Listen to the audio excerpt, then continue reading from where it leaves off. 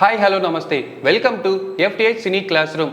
Sir ఆడిషన్స్కి వెళ్ళినప్పుడు చాలా ఎమోషనల్ అయిపోతున్నాను సార్, అసలు డైలాగ్ చెప్పలేకపోతున్నాను, కెమెరా ముందుకి అసలు ఫీలే అవ్వలేకపోతున్నాను, బయటకు వచ్చి ఎమోషనల్ అయిపోతున్నాను అని చెప్తున్నారు. కొంతమంది అయితే అసలు డైలాగ్ చెప్పేటప్పుడు సార్ అస్సలు ఫీల్ అవ్వలేకపోతున్నాను, ఇన్వాల్వ్ అవ్వలేకపోతున్నాను ఎలాగని చాలామంది కామెంట్ చేశారు. సో ఈరోజైతే మనం ఫుల్ క్లారిటీ ఇచ్చేద్దాం డైలాగ్లో ఎలా ఇన్వాల్వ్ అవ్వాలి ఏంటి అని. ఫర్ ద ఫస్ట్ టైం నేను క్లారిటీ ఇస్తాను చూడండి.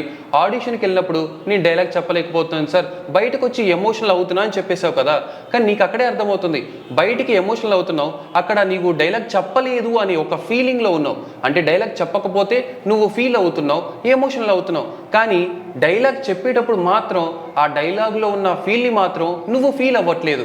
అందుకోసమే నువ్వు ఎప్పుడైతే ఫీల్ అవుతావో ఆ రోజే నువ్వు డైలాగ్ని క్లారిటీగా చెప్పగలవు. ఫర్ ఎగ్జాంపుల్ సబ్ టెస్ట్ అంటే ఇక్కడ ఏదైతే ఉంటుందో అక్కడ మన మైండ్ అలా రన్ అవుతుంది. ఫర్ ఎగ్జాంపుల్ నీకు ఇచ్చిన స్క్రిప్ట్లో ఇక్కడ మీ ఫాదర్ చనిపోయారు అని ఎమోషనల్ సెంటిమెంటల్ సీన్ ఉంది, కానీ ఇక్కడ సబ్ టెస్ట్ అంటే నీ ఆలోచన ఎలా ఉండాలి, ఫాదర్ చనిపోయారు అనే డైనమాలోనే ఉండాలి. కానీ అలా ఉండకుండా నీ పర్సనల్ లైఫ్లో ఫోన్ ఈఎంఐ కట్టలేదు, లేకపోతే మా అమ్మాయితో ప్రాబ్లంగా ఉంది ఎక్సెట్రా, ఇలా నెంబర్ ఆఫ్ థింగ్స్ నీ మైండ్లో రన్ అవుతున్నప్పుడు ఎలా నువ్వు పర్ఫామ్ చేయగలవు, ఎలా నువ్వు ఇన్వాల్వ్ అవ్వగలవు?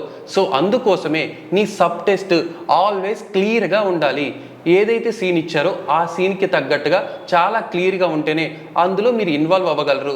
ఆడిషన్లో మీరు ఫెయిల్ అయినప్పుడు, డైలాగ్ చెప్పట్లేదని ఫీల్ అయినప్పుడు అప్పుడు నువ్వు ఫీల్ అవుతున్నావు, ఎమోషనల్ అవుతున్నావు, కానీ ఎమోషనల్ సీన్స్ చేయాల్సినప్పుడు నువ్వు ఫీల్ అవ్వట్లేదు, చెయ్యట్లేదు. కంప్లీట్లీ డిపెండ్స్ అపాన్ నీ ఫీలింగ్ అనమాట. నువ్వు ఎప్పుడైతే కరెక్ట్గా ఫీల్ అవుతావో అప్పుడే నువ్వు డైలాగ్లో ఇన్వాల్వ్ అవ్వగలవు. అది ఎంత పెద్ద సీన్ అయినా ఫస్ట్ థింగ్ మనం చేయాల్సింది క్యారెక్టర్ స్టడీ. అండ్ అలాగే డైలాగ్స్ చెప్పాలంటే ఎలా సార్, ఫాలో అవ్వాల్సిన స్టెప్స్ ఏంటి సార్ అని చాలామంది కామెంట్స్ ఇస్తున్నారు. దానికి కూడా ఒక క్లారిటీ ఇద్దాం. ఫస్ట్ థింగ్, డైలాగ్ చెప్పాలి అంటే చాలామంది ఏదో స్కూల్లో చిన్నపిల్లలు అప్పు చెప్పినట్టు చెప్తూ ఉంటారు. ఫర్ ఎగ్జాంపుల్ స్కూల్లో ఏదైనా సీన్ చెప్తాను వినండి. చాలామంది చెప్పేది ఎలా ఉంటుంది, స్కూల్లో ప్యాటర్న్ ఎలా ఉంటుంది, అలెగ్జాండర్ చనిపోయేటప్పుడు 2 చేతులు పైకి పెట్టుకొని చనిపోయాడు, ఎందుకని అంటే ఆయన పుట్టినప్పుడు ఏం తీసుకురాలేదు, చనిపోయినప్పుడు ఏం తీసుకురాలేదు అని ఇది స్కూల్లో చెప్తాం. ఇదే తీసుకొచ్చి యాక్టింగ్లో కూడా ఇదే చెప్తారు, అలెగ్జాండర్ పుట్టినప్పుడే చచ్చిపోయాడు సార్ అని ఇలా కన్ఫ్యూజ్ అయిపోతూ చెప్తుంటారు. కానీ డైలాగ్లో మనం వాయిస్ మాడ్యులేషన్ అనేది చెయ్యాలి. వాయిస్ మాడ్యులేషన్ చెయ్యకపోతే డైలాగ్ అనేది కన్వే అవ్వదు. సో డైలాగ్ చెప్పాలి అంటే ముందు మీరు ఫీల్ అవ్వాలి. ఏ సబ్ టెస్ట్లో ఉండాలి, డైరెక్టర్ రాసిన స్క్రిప్ట్ యొక్క సబ్ టెస్ట్లో ఉండాలి.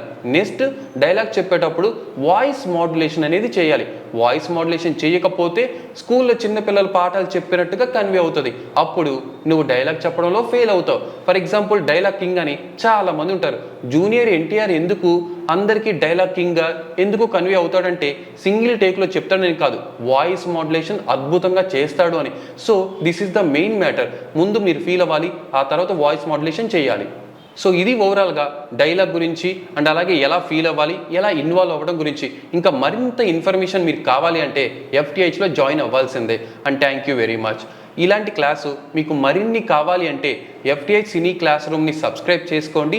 ఈరోజు క్లాసులో ఏదన్నా డౌట్ ఉంటే కామెంట్ బాక్స్లో మెన్షన్ చేయండి. అండ్ సినీ ఇండస్ట్రీకి పరిచయం అవుతున్న ప్రతి ఒక్కళ్ళకి ఈ వీడియోని షేర్ చేయండి అండ్ అలాగే లైక్ చేయండి. Thank you.